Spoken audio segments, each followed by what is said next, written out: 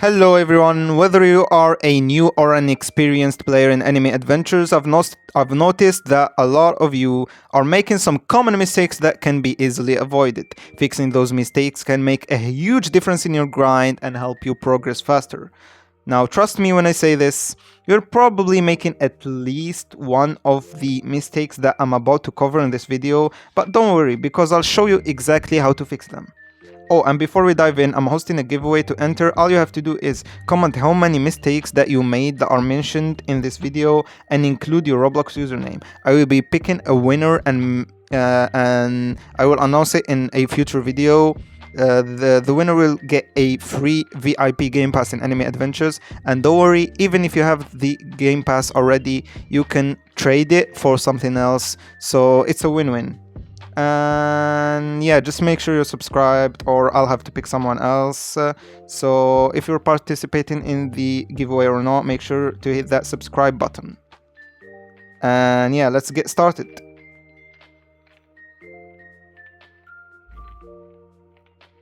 Okay, so the first mistake I've seen people do a lot is related to the daily challenges, and it's actually not doing those challenges. I mean, if you're not doing like 20 minutes of gameplay a day for up to 50 of those reroll thingies, I forgot their names, shards or something. I honestly actually forgot their names. I don't have any right now. Anyways, to get those and also the cubes, and yeah, to get those like every day is actually crazy good, especially the reroll tokens. Like the shards, like they are really important. And also the main mistake in this is actually where you use those traits, you know, those trait rerolls. Usually I see people using them in their main units. Like I see people just going to, I don't know, they have their ice claw here and they use the star remnants. There we go, the star remnants. They use them to try to get a decent trait here. I mean, okay, it's a good idea, but actually when you use those star remnants on a mythical unit, you have to use 5. But instead, if you use them on your farm, for example, you can use only 1. So if we use those star remnants that we get from daily challenges on our farms, we could reroll on them up to 15 times. That's 4,500 Robux worth of rerolls, and we will aim obviously to get golden. Yeah, I know people are gonna get okay, and then I will get unique, and yeah, I want unique. A lot of people get unique from this, like on their farms. Okay, bro, yes, you might get unique by accident, but you were rerolling 50 of those. You were rerolling 50 times, but if you use a mythical, you will reroll 10 times. Think about it, guys. 15 times here on a farm is a way higher chance to get golden than using those 50 shards on a mythical, which translates to basically 10 rerolls, and that's just won't do anything, honestly. You might be lucky and you get Reaper or something, but yeah, I mean, if you get a new unit, let's say you just pull the unit and you want at least a legendary trait or even Nimble 3 or something on it, fine, you can use the daily challenges star remnants on it. But if you already have, let's say for example, I already have Godspeed on my Supreme Being, I have all those decent traits on my units that I use the most, like Sniper, Godspeed, Reaper, Godspeed, Reaper, you know, I already have decent traits, not the best at all. That's enough. Now I stop using those daily rewards on those units. Now I go to the farm and then I get like 40 rerolls to try and get golden a day. That's 40 a day. That's really good, guys. So I suggest you do daily challenges every day and actually use your rerolls from those challenges on your farms instead of wasting them on your mythical units. And yeah, that's basically it for the first mistake. The second mistake I seen people do is actually not get relics. You know those things that you get from, where is he? Here he is, Gilgamesh. You know, relics, Golden King. Yeah, yeah, yeah. Those relics, they are actually really, really useful. Like for example, the mirror blade for units like gods and stuff. Infernal Glaze for Sasuke is really, really OP. Mirror Blade, you know, for units like gods, you know, physical unit stuff. And I mean, Miracle Timepiece for units like Ainz, you know, those relics are really, really OP. And let me tell you, the perfect time to get those relics is, you know, currently, if you are playing currently, after you get all the winter event units, you know, you get Dark Mage, you know, you get Nirvana, the Nirvana unit, the Buddha, you know, you get those units, then you should spend some time farming for those relics. And also the best way to do that is also by doing the daily raid right here. The wait, oh sorry, let me just equip a unit. The daily Sacred Planet, fifth one. The fifth one, you get 3 times the chance to get 100% a relic shard. So that's 3 relic shards a day. And for some other relics, you need to do some legend stages that are quite easy, so they are really easily farmable. But for the relic shards, I suggest doing 3 a day of those Sacred Planet game modes, so you can be ready when you need them. Okay. And yeah, that's it for the second suggestion. And the third suggestion that is related to evolving units. The third mistake that you do, and I suggest you should fix it, is the fact that you don't use this. This is the most underrated addition in Anime Adventures. The missions here from Nami, or I don't know if it's Nami anymore, honestly. But anyways, Zen. Is Zen Nami? I don't know. Anyways, you see those daily missions? They are actually really useful, especially for units that are hard to evolve. Like for example, you want to evolve Griffin. Like I don't have Griffith evolved yet. Let me show you real quick. Where is he? There we go. I don't have him evolved yet, and I'm trying to evolve him. I'm currently farming for portals, as you can see. Now, what I should do alongside farming for portals, I will need to play infinite mode, obviously. I will go here and I will click this daily mission right here. Daily mission, and then I can get 7 eggs from this. And yeah, I can farm for portals while also getting some eggs in addition. And yeah, if you have a unit, for example, that you don't need to rush to evolve, especially those units that you are not rushing to evolve, like you want to evolve her eventually, but like not today, like you can do it daily. I mean, you can just do those missions, like, and even if you are in a rush, you can still do it, especially for like units like Ainz. You gotta do those daily missions because you are not evolving Ainz in a day, bro, and you are not getting him in a day anyways, because you need to evolve 3 units for him. So you gotta do this undead mission for Griffin. As I said, you need to do the mission for demons, etc, etc. Now this is a really, really good thing that most of people don't really use while evolving their units, and you should do that. You should do that, buddy. And the fourth suggestion and the fourth mistake that I see a lot of people do is they play endgame event modes too early. Like I see level 20, level 25 playing the holiday event, and honestly it's quite selfish and basically useless, because as a level 25, if you're playing the winter event, you're just letting your team down. First of all, you are just letting your team down, and you won't get any rewards, any decent rewards. Like fine, you want to get the winter mythics, you can wait for that, because you can get way better mythics from the banner, the summon banner. You should play story mode, infinite mode, especially Infinity Mansion. We'll talk about her later. Anyways, you should do those instead of playing those event modes, because first of all, they are quite hard and you will be letting your team down. Nobody's gonna want to play with you, and even if you join a lobby, a party, they will leave when they see a low level. Let's be honest. I know it's kind of selfish from them too, but I guess they are right, because this game mode is not even is not even for those low level players. You know, when you when for me, I think you should be qualified to play those levels is once you have a fully evolved team. Like you have 4 evolved units, evolved mythical units, and 2 farms. And I suggest you go for the new units that give you a boost. They are a units that you get from summon and give you a boost in this event mode, so they are really useful for that. Go for Ice Claw. Let me show you guys.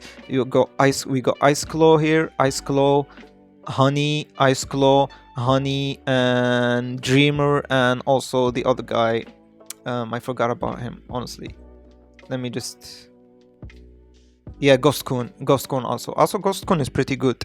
Yeah, I think you should go for Honey, Ice Claw, and Ghost Coon, and Dreamer, I guess, too. And yeah, this is the 4th and mistake that I've seen a lot of people do. Another mistake I've seen people do is related to spinning and summoning, especially if you are mid-game or end-game. I suggest that you don't summon on banners without having at least 10,000 gems and a luck potion. Now you're telling me, bro, I'm free to play, how am I gonna get luck potions? It's like 99 Robux. No, I'm not talking about this luck potion. I'm talking about the luck potion that you get from the Bulma shop. There is a certain luck potion that you get from Bulma shop, and it's actually really effective. I don't have any in my inventory. I recently used it, but you get it from the Bulma shop. You also get it as a reward from some the Infinity Castle or Battle Pass, or I don't remember. But that lucky potion is actually really effective, so I suggest you save at least 10,000 gems and pop that luck potion that you get for 200 gems, by the way, from this Bulma shop, and you should be able to get at least 1 mythic. I mean, it's not a guarantee that you get the one in the banner, but you will get at least 1 mythic, so that's not a waste of gems. That's better than, you know, spinning 500 gems every hour and then, you know, not getting anything and then going and doing another infinite mode and blah blah blah. Just save up your gems, especially if you already have a decent amount of mythics, and you should be good to go.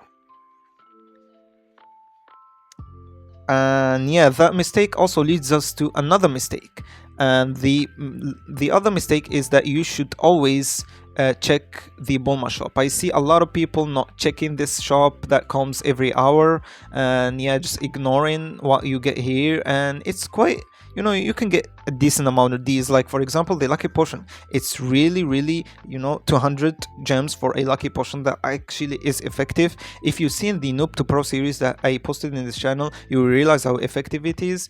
And also the gold shop here, you can get the food items, you know, food items, and also materials. You know, you should get those materials because they are, quite frankly, you know, they are cheap, because you don't use gold a lot in this game, you know, except for like relics and crafting some outdated evolve materials. Other than that, you don't need a lot of gold, so you should spend it here. You know, get those free star fruits, and if you buy daily from this, you'll eventually be ready to evolve your units without any challenge grind. And yeah, let's go ahead to the next mistake, and it's related to Infinity Mansion. I mean, why would you not finish Infinity Mansion? Why would you not reach room 100? It doesn't even take that much time. Like it takes like 500 minutes.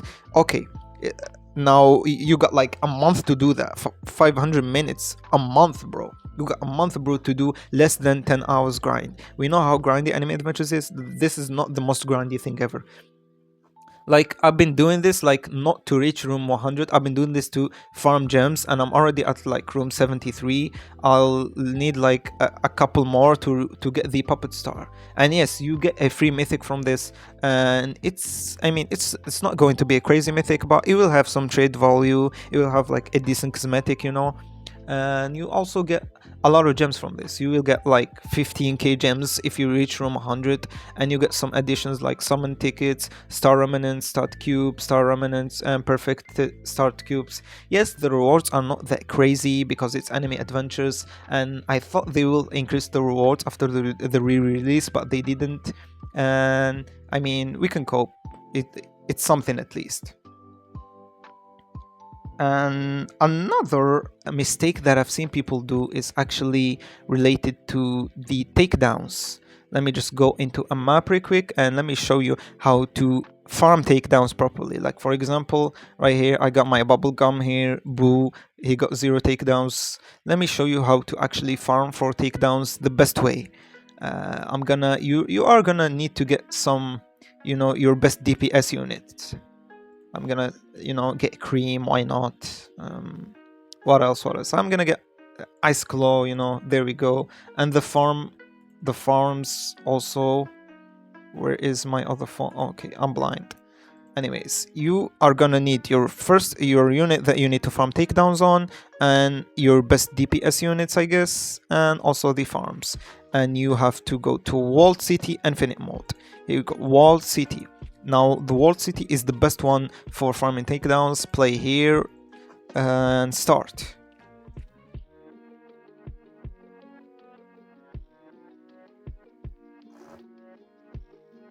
Okay, once you are in the game, I've noticed that what people do is just place their units, like the units they want to do. What the hell? What is going on right here? Something's wrong with my connection. Yeah. Anyways, what I see people do is actually place the units they want to farm takedowns with and just go AFK, or just upgrade them to the maximum and go AFK. And that's actually a not the worst thing, but you could do much better. What you should do is actually farm properly, like you are playing in an infinite mode, max out your farms, and then also place your DPS units in the back right here. For example, I'm gonna place my guts here, all my units. And if you want to use Tiny Task, you can use Tiny Task to upgrade those units. Now what is gonna happen is you're gonna last way longer this way, and those units are gonna get a hit on the enemies even once they become way stronger, and those enemies are gonna go and then get destroyed by your units right here. And this assist is gonna count as a takedown, so that will be way more efficient, and you will take less time than just placing your unit that you need takedowns on and just maxing them out and then going AFK until you lose, because you will lose at around like wave 50 or something, and that's not enough to get 7,500 takedowns or even 10,000 takedowns if you want to get 100% worthiness alongside the takedown requirements. And yeah, I think you should do this way better option right here. Place all your units and then farm and then max out all these units in the back so you can last longer and get more takedowns. And also, I've seen a mistake that people do is to not reach 10,000 takedowns. They will reach like 7,000 takedowns on their units and just go reroll on set potential on them and then evolve them. That's really stupid, honestly, because you should reach 10,000 takedowns so you can get 100% worthiness and then reroll your stats on the unit, and that way you can then evolve her to get better stats, And yeah, that should be it. Let's go back to the main game now for our next mistake.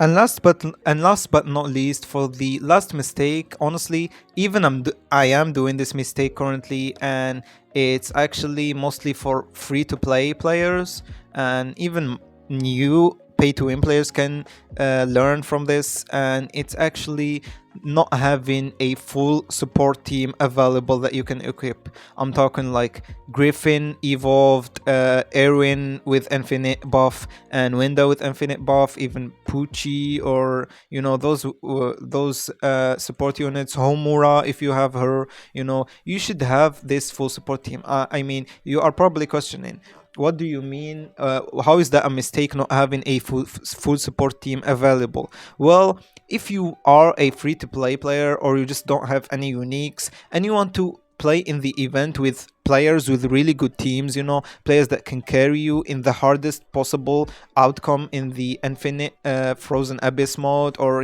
any event mode that is quite hard. And yeah, basically, if you want good teams, if you want to play with good teams, if you want to play with players that have a lot of uniques, you need a full support teams.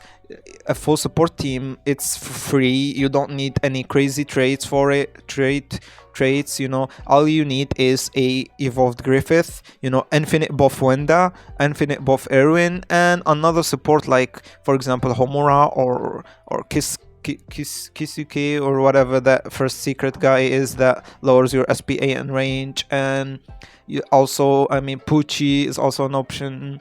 What else? I mean, you got a lot of support units out there that you can use, but as long as you have evolved Griffith, infinite Erwin, infinite Wenda, and another support unit, you can get into crazy teams, crazy squads that have a lot of uniques. All you gotta do is look on the Discord and just say, I'm looking for a team. I have full buff team, and you can also mention what your units are, and trust me, you will get people that have like full unique teams offering you to join their squad and play with them in the winter event or the Halloween event, because they are looking for full buffers, full buffing teams. Just imagine yourself like as a healer in the Marvel game or Overwatch 2, or in Marvel Rivals. You are like a healer. You are a healer in Anime Adventures. Basically, you are a buffer in the game. You will have full buff team, and you can get into really OP squads, and get all the crazy rewards and stuff. And yeah, that is not really a mistake, it's more a suggestion. But yeah, anyways guys, this is it. Thank you for watching. Don't forget to subscribe, and see you in the next video, I guess.